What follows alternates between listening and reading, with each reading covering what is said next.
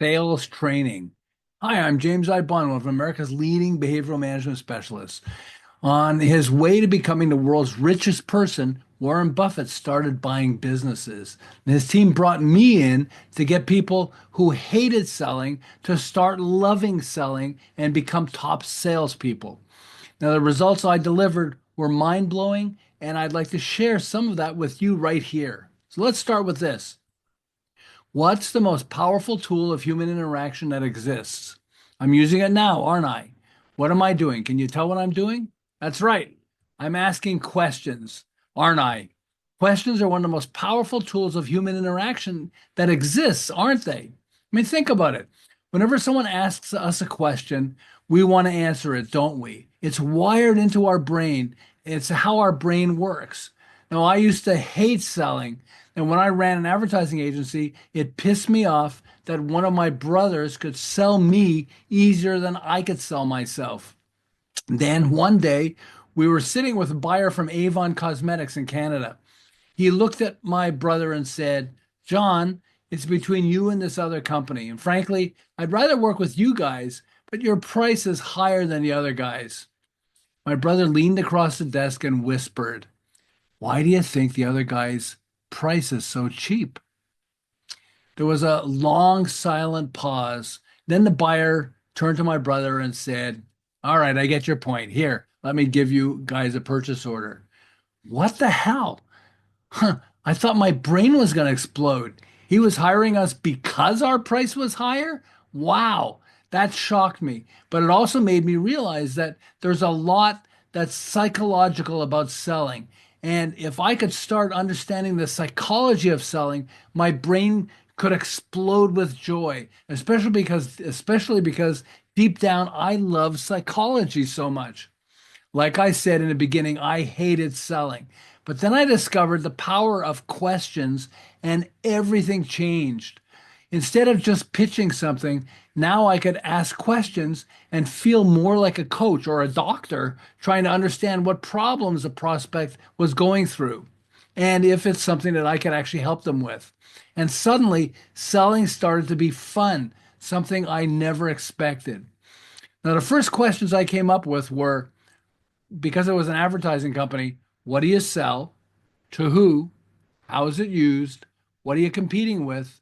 And why yours? Meaning, why should someone buy what you're offering rather than the alternatives? Now, that was the beginning, and it started being really lots of fun going through these questions with people. I'd often start by saying, so I'll show you samples of what we've done, but if it's okay with you, could I ask you a few questions first? Then I take them through the questions. What did you use? What do you sell to who? How is it used? What are you competing with? And why yours? But these added questions made it even more powerful. I call it before, during, and after questions. And these could be tremendously valuable for you. Okay. And they go like this. Before, have you ever worked with an ad agency before? Or have you ever worked with a company similar to what we do before? And whether they said yes or no, I'd ask the next question. Well, what worked for you and what didn't work for you? Then I'd ask, that's before. Then I asked the during. Are you working with one now? What's working and what isn't working for you? And then I'd hit him with the zinger. If you had a magic wand, what kind of person or company would you love to work with? Now think of this with whatever you're selling. And this can be tremendously valuable because you get a client or a prospect actually telling you how to sell them. Now, I remember the first client that I used this on was Seagrams, the biggest booze company in the world.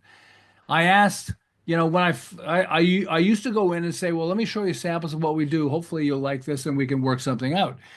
But this time I went in and asked the five questions. What do you sell to? Who has views? What are you competing with? And why yours? Sorry, I say it fast. But then I hit him with this. Have you worked with an ad company before that does the kind of work that you want? And he would say yes. And then I asked, well, if you did, then what worked and what didn't work. And he started explaining stuff. The response I got made closing the sale so easy, I couldn't believe it.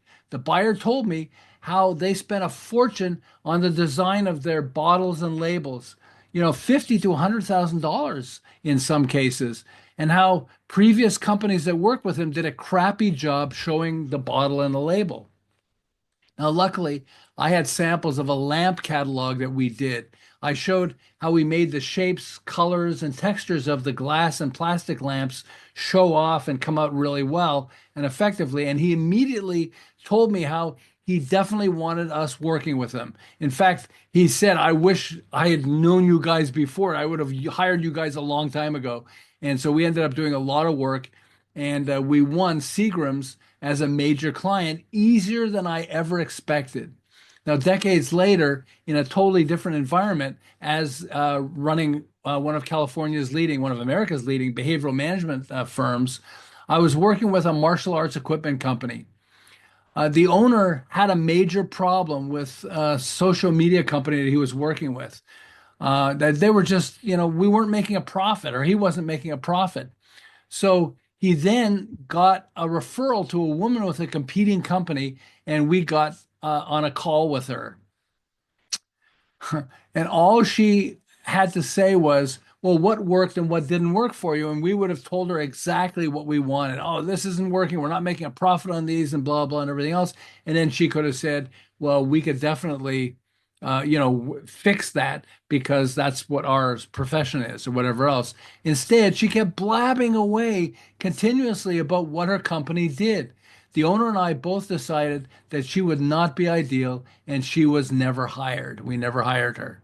Now, think about it. A simple question would have been infinitely more powerful than a long sales pitch for her and for most of us. So, here are two sets of questions that could simplify your winning a client. The first set of questions is, you know, once someone becomes your client, what are the questions that you would ask them? Well, why don't you ask them in your presentation when you're presenting to them rather than waiting until they become a client? That's the first thing. Use those questions in your presentation, and winning the client becomes much easier because it's almost like you're working with the client already.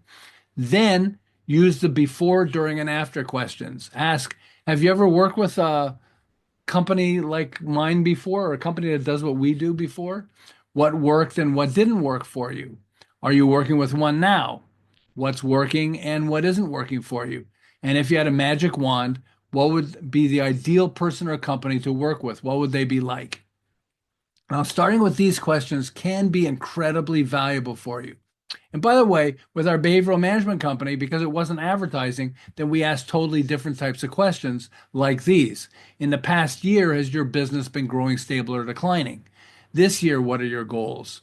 If you had a magic wand that could accomplish anything, what would you love to accomplish in the next few years? And then we would ask if they have lots of employees or senior execs. We would say, who are the key people that'll help you get there? What are their strengths and weaknesses? And what are some projects you would want them to work on? And then we'll help them with that. But in general, we would say, what are some of the obstacles that hold you back? If you don't accomplish this goal, what's the worst that will happen to you? And if you're able to accomplish that, then what will change for you positively? Okay, and that's good because emotionally it gets them focusing on if we're able to solve the problem, or if we're not able to solve the problem, how's that going to affect you emotionally? Now, this is just a sample of some of what we asked, but it sets the stage for questions that you might want to come up with yourself. Okay, now here's another issue that you will want to deal with, and that's your price. Tony Robbins, the business manager for Tony Robbins, was telling me how Tony used to charge about $150 for people who went through his program. Then he sat with Jay Abraham, one of the world's top marketing experts, and Jay asked him, what do people get who go through your program? Tony's response was, well, I changed their life. What's that worth? I can't do that, he said. I'd have to charge, I don't know, $1,000 a person. What's stopping you from doing that? Jay asked. Although Tony was freaked out, he decided to follow what Jay Abraham was telling him, and he raised his price. And the results were profound.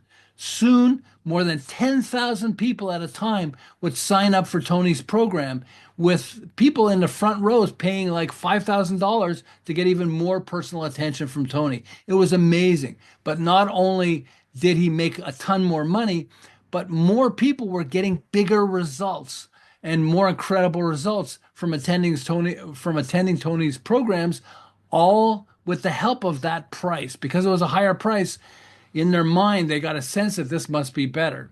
Now, I had a similar experience with my business. Early in my career, I apprenticed with some of the top advertising photographers in the world. But when I finally went into business, I didn't have the guts to offer a competitive price. So I charged $150, and none of the major advertising agencies wanted to work with me. Later, we finally raised our price to $1,200 a photograph, and suddenly the major ad agencies were very comfortable hiring me and my company, and our income skyrocketed, as you can imagine.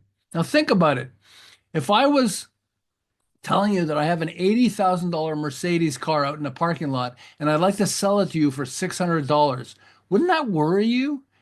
I mean, is it a stolen car? Is there something wrong with it? The same applies to all of us. We don't need to be the lowest price to win clients. What we want to do is we want to ask ourselves this: what are all the alternatives that our prospect has, and where do we fit in price wise? Okay. Now that can be incredibly valuable. Top paying companies wouldn't work with me until my price made sense to them. Now, here's a different example, but the same idea. Okay. A business broker told me he was one of four brokers trying to get the owner of a business to list his business for sale with them. Okay. Now, frankly, he had the second highest price. There were two guys below him. There was him, and then there was a guy with an even higher price. Now, my suggestion, he asked me if I could suggest some way to help win this client. And so here's how my suggestion went. I said, ask, why do you think the other brokers are asking such a low price? Think about it. If they can't get a good price for themselves, how will they ever get a good price for you? Well, it sounded interesting, he said. About a month later, I bumped into him and he shared his result. He said, James, I got to tell you this. It's incredible. I told him exactly what you said. And I said, if those guys can't get a good price for themselves, how will they ever get a good price for you? The guy stared at me and then he said, okay, I agree. Get your contract. I'll sign it right now. Wow, he said, I couldn't believe it. It works so well. Of course, a higher price doesn't always work, but it works more often than most of us realize. And by the way, as a behavioral management specialist, I also know this, that if someone asks you for your price, you should never just give the price. People buy for emotional reasons, okay? The emotion parts of our brain. But when you give them your price, it triggers the logical side of your brain, turning off the emotion side that makes decisions easier, okay? So here's what you want to do. Instead, whenever someone is asking you for how much the price is, include in your answer what's included and the benefits. So do that, and turning the prospect into a buyer can be much easier. So if they are emotionally interested, and you want to make sure they're at least emotionally interested before you give them a price. That sounds really interesting. Then you say the price is whatever it is, $13,000 or whatever the price is. And that includes this and this and this. So you will get the results that are most important to you. Does that seem okay? See what I've done? So instead of just giving them the price, I gave them the price, but I also gave the emotional pieces attached to that price. And I didn't hesitate. I gave it to them right away. The price is so much money, and that includes this, this, and this. And so you will get this type of result. Now, I've often heard buyers say, well, it's a little more than I was expecting, but sure, let's go ahead. Let's do it. Okay, so what did I share with you in this video? First, the power of questions, especially the before, during, and after questions. Have you ever worked with someone who does this before? If you have, then what's worked for you and what hasn't worked for you? Then the present tense, are you working with someone like that now? Okay. Yes or no, it doesn't matter what's working for you and what's not working for you. And in the ultimate situation, if you could work with the person or business that was ideal for you, what would they be doing or how would they be acting? That would be exactly what you'd be looking for. So that's our before, during, and after question. It could be tremendously valuable for you. Then understanding that your pricing should be positioned compared to the alternatives that the buyer has. And third, whenever you're asked for a price, give it to them, but without hesitation, include the features and benefits that are included. Use this as a starting point, and closing your sales can be much easier than you ever expected. And by the way, my Brain Glue book might be interesting for you as well. It's blowing people's minds and changing how thousands of marketers are selling their ideas and products by using brain triggers to simplify how you get people to say yes to your product or idea. Check it out at yesbrainglue.com or on Amazon. And if you like this video, click like, share, and subscribe so you can get access to more of the videos I'm creating. In the meantime, identify the questions you want to ask your prospects and watch how much more fun selling can become. Enjoy.